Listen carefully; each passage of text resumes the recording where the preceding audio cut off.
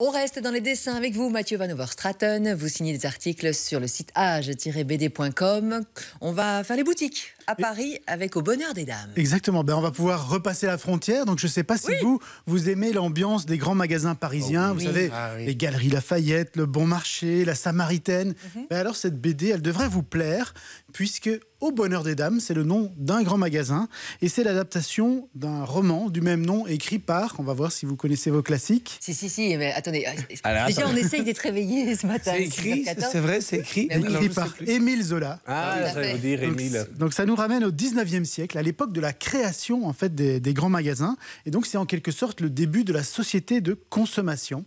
Et on va suivre Denise, une jeune Normande qui débarque de sa province pour arriver à Paris avec ses petits frères Jean et Pépé, dont elle doit s'occuper depuis la mort de leurs parents.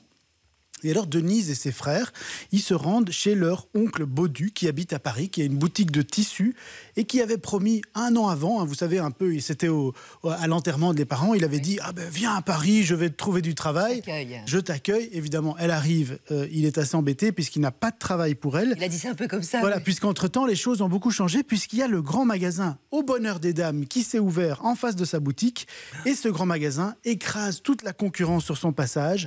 Donc comme elle n'a pas de sous, la pauvre Denise, elle n'a pas d'autre choix. Elle doit aller travailler Au Bonheur des Dames. Denise qui vient de la province, à Paris, j'imagine qu'elle a un peu du mal à s'adapter, non? Voilà, les débuts sont vraiment très difficiles puisque les autres vendeuses, elles se moquent de Denise. Ils la trouvent mal coiffée, mal habillée. Bourrine, quoi, comme on dit. Trop provinciale, exactement. En plus, elle n'arrive pas à vendre quoi que ce soit. Elle est toujours précédée par les autres vendeuses qui sont aux petits soins pour les riches clientes. Mais malgré tout, il y a un élément qui va changer la vie de Denise, c'est qu'elle va rapidement être repérée par Octave Mouret, qui est le fantasque patron du magasin, du Bonheur des Dames, et qui lui tombe sous le charme de la jeune femme.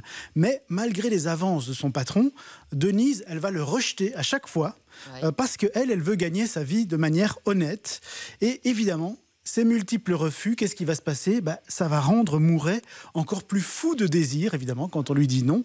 Et toutes les autres vendeuses, elles vont devenir encore plus jalouses. Mais pourquoi il fait une fixette sur elle? Et elle a raison de ne pas mélanger boulot et sentiment, hein, c'est vrai. Alors, pas conseillé. C'est vrai que... Vous parlez en experte.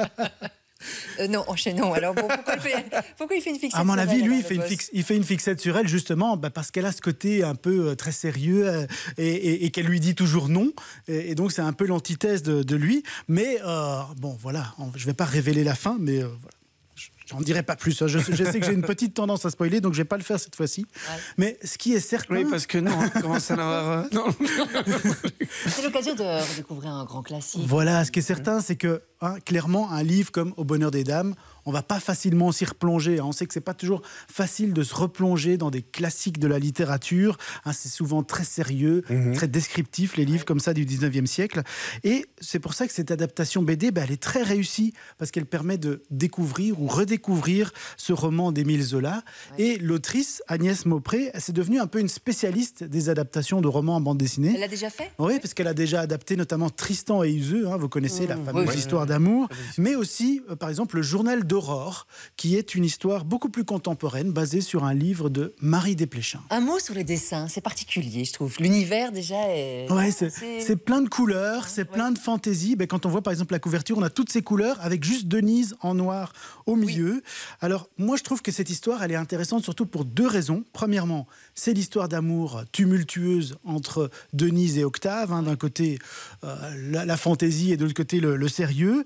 Mais aussi, c'est intéressant parce que ça nous montre le Paris en pleine mutation économique et sociale. Et donc, ça reste d'une grande actualité, puisque ça raconte l'histoire des petits commerces écrasés par le rouleau compresseur des grands magasins, du marketing dont on voit ici les premiers pas. Donc, c'est très intéressant parce qu'en plus, Denise, elle parvient, grâce au fait qu'elle a une bonne relation avec le patron, elle parvient à obtenir des avancées sociales aussi. Donc elle en profite quand même. Elle en profite pour demander des choses pour ses collègues, ce qui est plutôt sympa. Donc, je pense que cette BD, elle va plaire autant aux amateurs de sociologie ou d'économie qu'aux romantiques dans l'âme. Bon, alors vous avez posé une question. Au Bonheur des Dames, c'était un livre d'Émile Zola, mais il y avait un groupe français qui s'appelait Au Bonheur des Dames dans les années 80. C'était quoi leur chanson? Oh là, vous m'avez...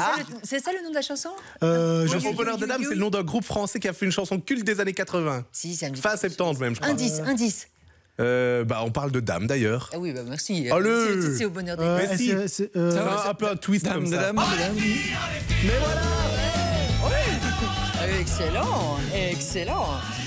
Et c'est l'occasion aussi de revisiter un grand classique, on l'a dit. On démarre à quel âge, Mathieu, pour Au bonheur des ça, à dames mon avis, c'est plutôt à partir de l'adolescence, donc à partir de 14-15 ans, je dirais. 14-15 ans, si ça vous dit, j'ai 2 exemplaires à remporter. Là, tout de suite, on joue par SMS 6003. Démarrez votre message par dame ou bonheur. Moi, j'aime bien bonheur. Mais mettez bonheur si vous avez envie. Dame, c'est plus court si on est pressé. Dame, D-A-M-E-S, nom, prénom, coordonnée complète, adresse mail, tout ça au 6003. 2 exemplaires sont à remporter. 2 gagnants seront tirés au sort. Bonne chance, tirage au sort, justement, dans quelques secondes.